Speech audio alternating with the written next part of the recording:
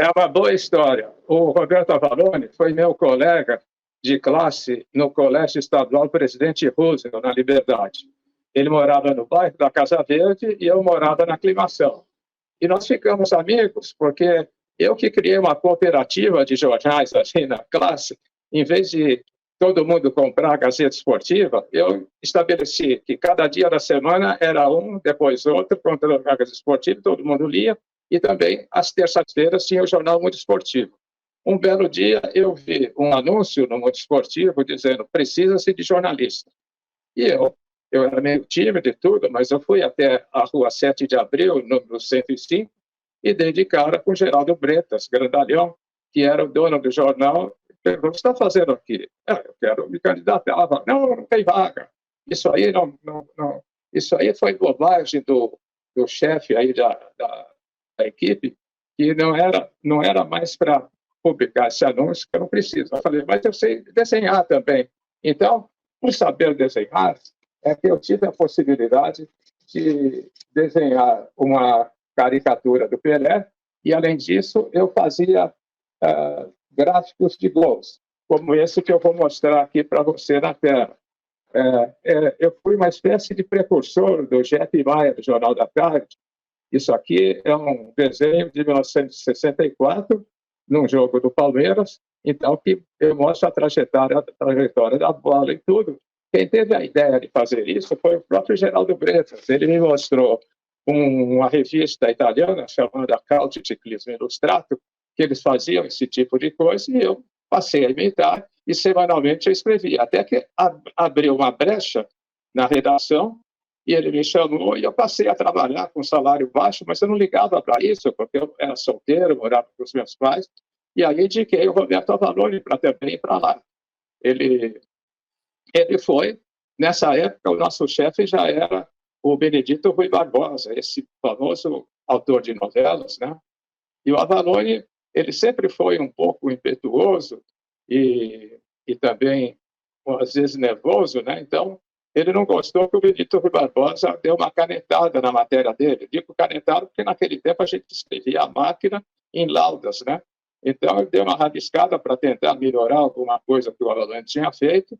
O Avalone não aceitou e foi embora.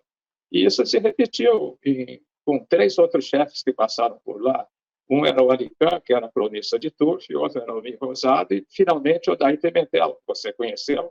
E o Avalone ia para lá e não dava certo com relação ao entendimento com a chefia. Até que, de repente, o Bretas me escolheu para ser o chefe. Era uma equipe pequena, eu passei a ser o chefe. E aí o Bretas falou: agora precisamos reforçar o time. Tem o meu amigo lá, o Roberto Avalone. Esse é complicado. Não tem problema. Eu vou atrás dele. Ele trabalhava no Hospital das Clínicas, na assistência social, né? E aí deu certo. Trabalhou comigo durante 6 meses, até que houve a possibilidade de a gente percorrer os jornais que ficavam no centro da cidade. Olha só, Márcio Bernardes, naquele tempo eram 10 jornais diários. Aí a gente começou pelo Diário Popular, conversamos com o então chefe, que era o Sebastião Barbosa, não tinha vaga, mas tomamos um café. Fomos até o Estadão e fomos barrados pelo porteiro, nem subimos, ou seja, a empresa em que eu trabalharia há 40 anos, inicialmente fomos barrados pelo porteiro. Já na Rua 7 de Abril, estivemos no Diário da Noite com Antônio Guzman, também deu café e não tinha vaga. E, em seguida, ali do lado mesmo, com Ari, que era vereador, né?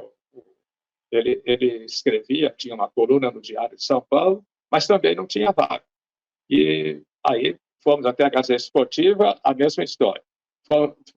Fomos até a Barão de Limeira, onde funcionava a Folha de São Paulo, que funciona até hoje.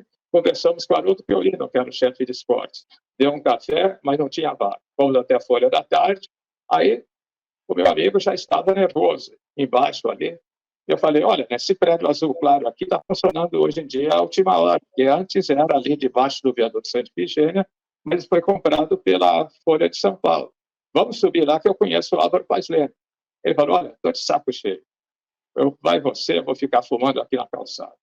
Eu fui, apertei o botão, segundo andar, dei de cara com quem? Álvaro Paz Leme, que é o pai do Álvaro José, que faz bastante sucesso como especialista em esportes olímpicos. Aí, falou, o que você está fazendo aqui? Estou procurando emprego no Jornal Diário. Falei, mas o Bretas não vai ficar bravo? Falei, não, dá para tocar os dois, eu posso continuar no mundo esportivo e entrar aqui. Pode começar amanhã.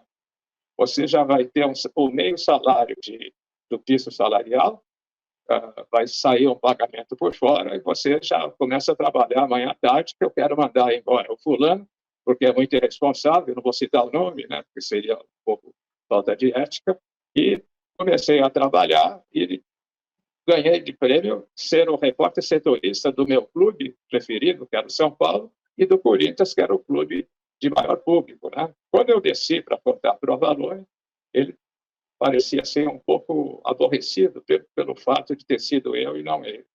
E para que isso? Bobagem. 2 meses depois, abriu uma vaga na última hora, eu levei, e ele ficou feliz, cobrindo diariamente o Palmeiras, que era o clube dele, e também a Portuguesa. Continuamos amigos, até que quando eu fui aprovado no Jornal da Tarde, isso foi em outubro de 1966, eu fui registrado e passei a cobrir o Corinthians diariamente. Graças a isso, eu recebi 2 aumentos de salário.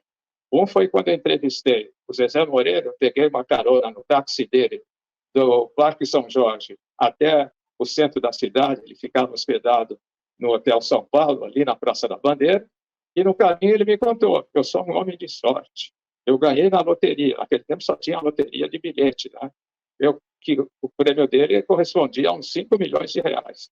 Aí ele contou isso só para mim, eu subi a pé até a redação do Estadão, que era ali perto da biblioteca, ali na Rua Major Quedinho, junto à Rua da Consolação e a Avenida São Luís. Escrevi a matéria sobre o jogo do Corinthians, que seria no dia seguinte, e uma matéria à parte com Zezé Moreira, dizendo que era um homem de sorte. A matéria não saiu assinada. Naquele tempo, poucos assinavam as suas respectivas matérias. Hoje em dia é muito comum. Mesmo uma matéria pequena sai com o nome do autor. Né?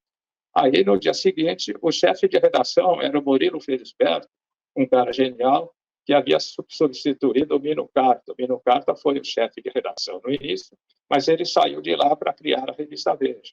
O Murilo Felisberto viu a matéria e perguntou para o chefe de esportes do Jornal da Tarde, quem escreveu essa matéria? Aí falou, foi Luizinho, aquele novo. Puxa, dá um aumento para ele. Resultado, de repente, o meu salário, que já era 3 vezes o que eu ganhava na última hora, eu recebi um aumento de 50%. Então, o homem de sorte era eu, né? Além de ter tido também muita garra para, depois de receber 9 vezes a palavra não, naquela nossa percurso pelos jornais do centro da cidade, eu consegui no 10º. E lutei por isso e fiz questão de levar o meu amigo Avalone, porque ele acabou se revelando, com o tempo, um grande jornalista, independentemente do sucesso que ele fez na Mesa Redonda, em outros, da TV Gazeta, em outros canais, mas ele tinha um texto maravilhoso, tanto que eu levei ele para o Jornal da Tarde. Em fevereiro de 1967, ele permaneceu no Jornal da Tarde por 21 anos, foi chefe de reportagem, ganhou o Prêmio ESSO, fez coisas maravilhosas, e, simultaneamente, ele começou a trabalhar na TV Gazeta, até que ele ficou apenas na TV Gazeta.